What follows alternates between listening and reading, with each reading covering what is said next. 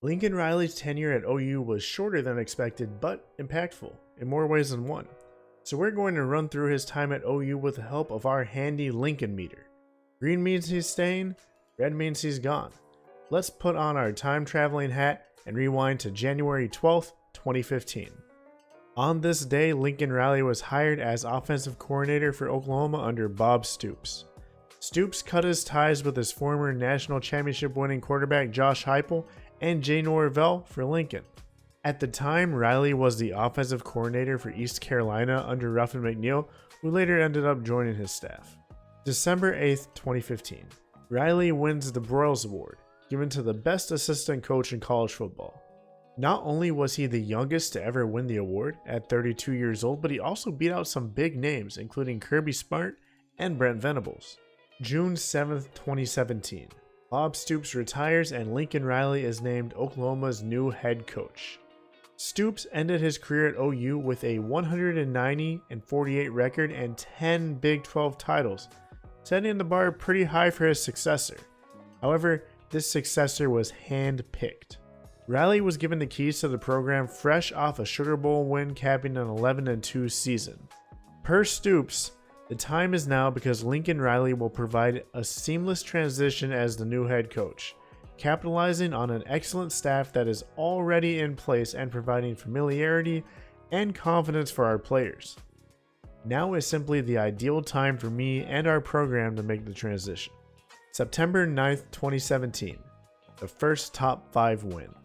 The Lincoln Riley era started with a bang, a Week 2 game against then number 2 Ohio State, a team that had smacked Oklahoma the year before in Norman. A great way to make fans like you is to get that signature win in literally your second career game. Oklahoma goes into Columbus and shocks Ohio State 31-16. Let's not forget what Baker did after the game. December 9th, 2017, Baker wins the Heisman, becoming the 6th Sooner to do so and the first Heisman winner under Riley. January 1st, 2018, Riley coaches in his first college football playoff game. It was against Georgia, it was close, and it didn't end well. Some would say that the defense lost Oklahoma the game. Others would say some of the offensive play calling in the second half was questionable. I'm leaving it at that. December 8th, 2018, Kyler Murray wins Heisman number 2 under Riley. This was the first time in college football history that a program produced consecutive Heisman Trophy winning quarterbacks that also happened to be number 1 picks in the draft. Riley cements his status as a QB whisperer. January 16th, 2019, Riley snags Jalen Hurts as a transfer. Not too long after losing to Alabama in the college football playoff, Riley takes their backup quarterback, who proceeds to finish second in Heisman voting. Now, this actually impressed me because as great of a leader as Jalen Hurts was, I did not expect him to put up the stats that he did in the Oklahoma offense. Now, this didn't come without a couple stumbles here and there, but that's another story for another time. I feel like there also may have been a college football playoff game that happened that year too, but that's not important. Since we're not getting into that playoff game, let's take a look at November 16th of 2019, the largest comeback in program history in Waco. I was there. Down 28-3 in the second quarter, all seemed lost. The Baylor student section was going bananas, and then they got quiet. Very quiet, especially after that game-winning interception. July 4th, 2020, Riley lands 5-star quarterback Caleb Williams. It was clear that the young QB was intrigued at the prospect of playing for Riley. Their track record with their past 3 quarterbacks they had, second round, backup for 2 years to first pick, and you've got Baker Mayfield, who won a Heisman and they were all great passers. Look at the stats. That's straight directly towards Coach Riley. He's an offensive mastermind type guy, and I love that with me being a quarterback. His last 3 guys have been in the last 4 chairs of the Heisman. December 19th, 2020, Riley wins his 4th straight Big 12 title. Oklahoma bounces back from a disappointing start of the season, losing 2 of their first 3 games, winning the Big 12 title game against Iowa State and keeping the streak alive. November 13th, 2021, Oklahoma loses to Baylor to end the nation's longest active winning streak. Just when the team had put together a couple of wins by more than single digits, they come out flat in one of the biggest games of the year. Despite the fact that the whole season it felt like the team had been underachieving with very close games against teams that honestly Oklahoma should have blown out, this one had a writing on the wall type feel looking back, especially considering there was a whole bye week to prepare. I was at this game too, and it was not nearly as fun as 2019.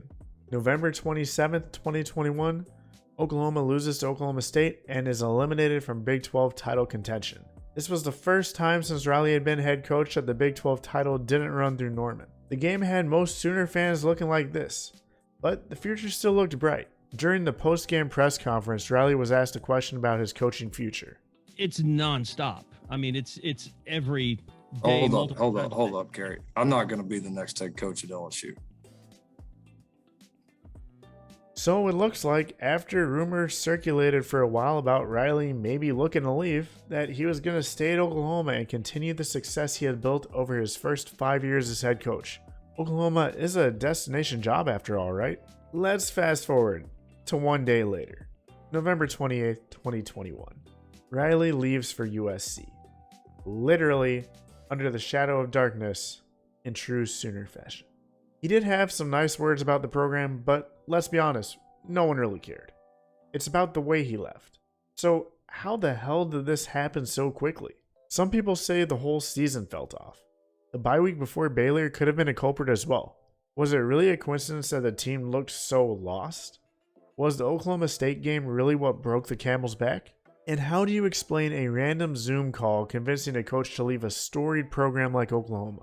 Well, according to USC, the full process involved months of work, but Riley didn't actually get contacted until Sunday morning, which seems odd considering Riley agreed to the move a couple hours later.